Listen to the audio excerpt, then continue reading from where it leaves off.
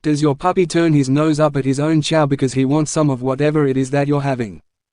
The new study finds that, when it comes to food, dogs recognize human social signals about what's good. The work is in the journal Public Library of Science 1. Researchers let pet dogs choose between two plates, one with a single piece of food and the other with 6 pieces. Unsurprisingly, the animals generally went for the larger portion. But when a human being showed a clear liking for the smaller plate, the canines likewise went for the skimpier choice.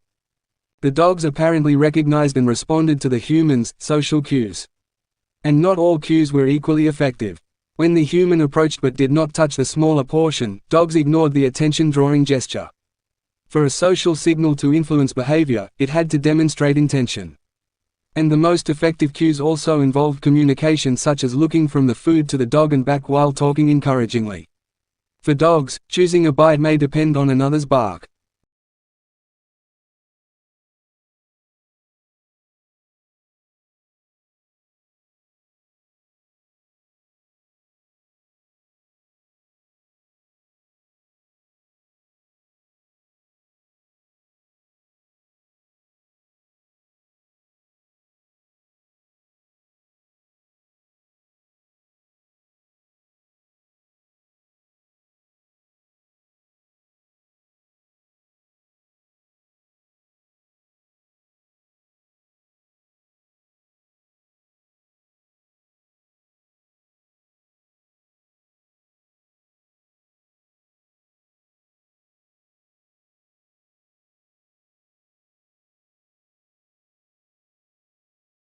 The first inhabitants in Australia were the ancestors of the present indigenous people. Whether these first migrations involved one or several successive waves and distinct peoples is still subject to academic debate, as is its timing. The minimum widely accepted time frame places presence of humans in Australia at 40,000 to 43,000 years before present, while the upper range supported by others is 60,000 to 70,000 years BP. In any event, this migration was achieved during the closing stages of the Pleistocene epoch, when sea levels were typically much lower than they are today. Repeated episodes of extended glaciation resulted in decreases of sea levels by some 100,150 meters. The continental coastline therefore extended much further out into the Timor Sea than it does today, and Australia and New Guinea formed a single landmass, known as Sahel, connected by an extensive land bridge across the Arafura Sea, Gulf of Carpentry and Torres Strait. The ancestral Australian Aboriginal peoples were thus long established and continued to develop, diversify and settle through much of the continent. As the sea levels again rose at the terminus of the most recent glacial period some 10,000 years ago, the Australian continent once more became a separated landmass. However, the newly formed 150 kilometers wide Torres Strait with its chain of islands still alive.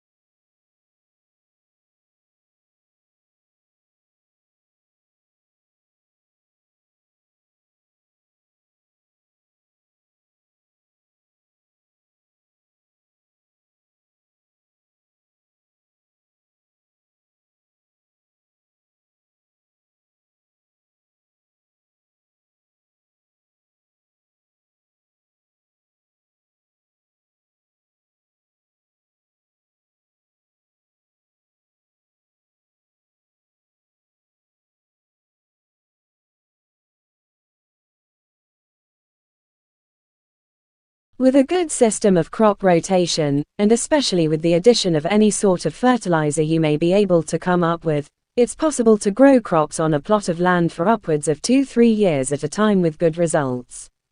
Ultimately, though, you must let the land rest if you hope to continue farming there in the long run. Allowing a plot of land to rest for a period of time is known as letting the field go fallow, and there are several reasons for this. Allowing a field or plot to lie fallow means that you don't grow anything new on it, don't harvest anything and don't graze any animals on the land for at least a year. Sometimes a field will lay fallow for 2, 3 or even 4 years, but the traditional standard on many farms was to let a field lie fallow once every 2-3 years. This fallow period allows the land to replenish many of its nutrients. The root networks of various grasses or ground covers, like clover, have a chance to expand and grow, which further strengthens the soil and protects it from erosion. During the fallow period, there are many beneficial flora and microfauna, including cyanobacteria, which live in the soil. These microorganisms continue to be active at the root level, steadily improving the quality of the soil so that when you come back in a year or two, you can begin planting food or cash crops anew.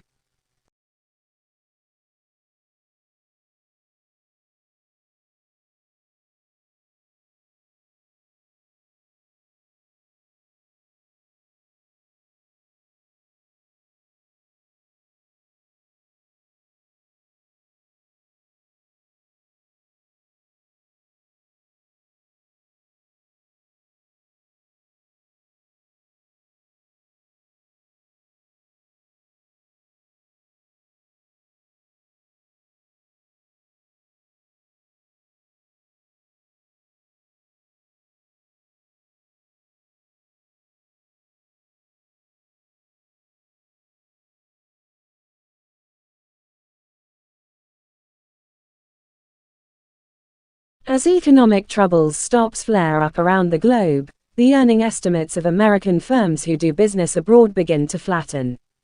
Without these international consumers to buy their products, there are fewer sales, which means that inventories pile up. When there is more supply than demand, prices go down. Lower prices would normally cause demand to pick up, but in an uncertain economy people tend to postpone purchases. We see this tendency in the American economy with computer products where consumers believe that the prices will go down if they wait another 6 months, so they decide to hold off. This tendency causes further gluts in the market, which eventually leads manufacturers to slow production. They lay off workers, causing domestic consumption to fall further since there is less money to buy goods. These effects ripples throughout the economy and create a deflationary spiral that can lead to a recession or even a depression.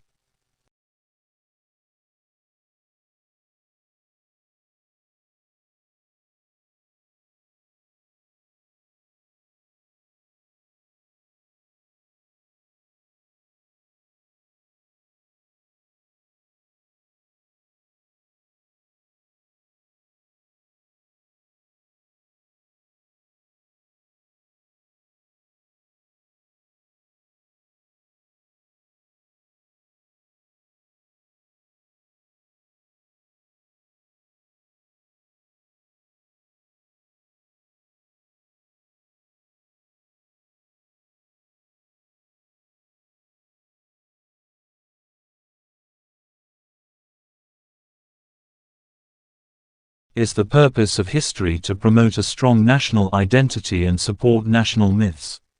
Certainly, it has been used in this way for centuries, and this is often reflected in the history curriculum. We can all remember history at school as being a matter of learning lots of facts and dates, and long lists of kings and queens, a grand narrative of how we got from a not-so-civilized past to the great nation we are today. Putting aside the fact that national identity is a complex and divisive question, especially in countries like the UK, which is comprised of several nationalities, this approach to history emphasizes a broad understanding, rather than a detailed understanding. Yet history is, or should be, a critical, skeptical discipline. Some historians see their work as disproving myths, demolishing orthodoxies, and exposing politically motivated narratives which claim to be objective. What students need to develop are more critical and analytical skills, in other words, to think for themselves. They can do this by studying certain historical problems in depth.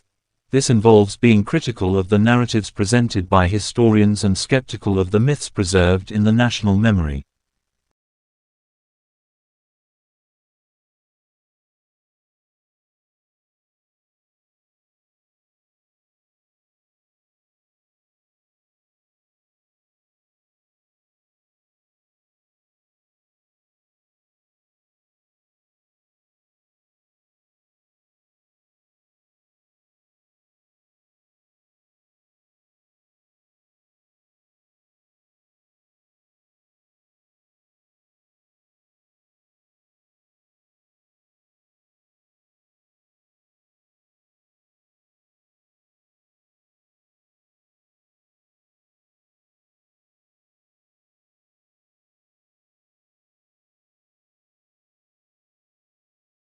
An international team of scientists is set to go to Arctic to investigate the Greenland shark longevity mystery.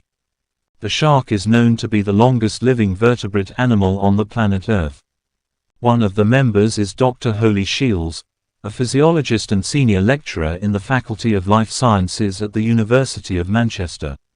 She will be the only British scientist in the team to study Greenland shark, which is believed to be the vertebrate animals and mammals with the longest living. The shark is reported to have lived for more than 200 years, and possibly close to or more than 400 years. The shark is both hunter and a scavenger, that feed on seals and other animals including polar bears and whales. It is also known as one of the largest sharks, reaching to 5.5 meters (18 feet), very close to the size of a great white.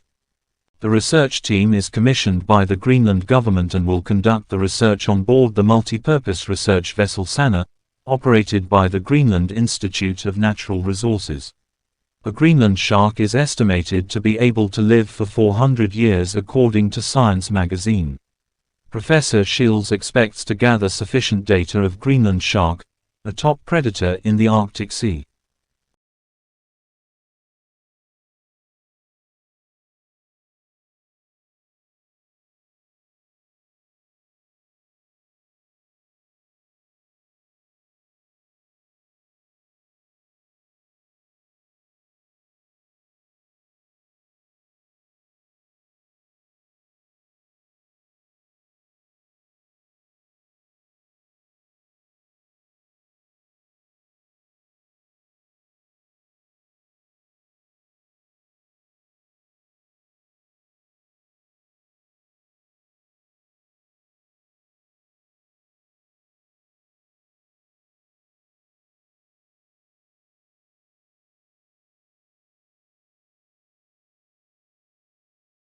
His product life cycle has 4 very clearly defined stages, each with its characteristics that mean different things for businesses that are trying to manage the life cycle of their particular products. Introduction stage. This stage of the cycle could be the most expensive for a company launching a new product. The size of the market for the product is small, which means sales are low, although they will be increasing.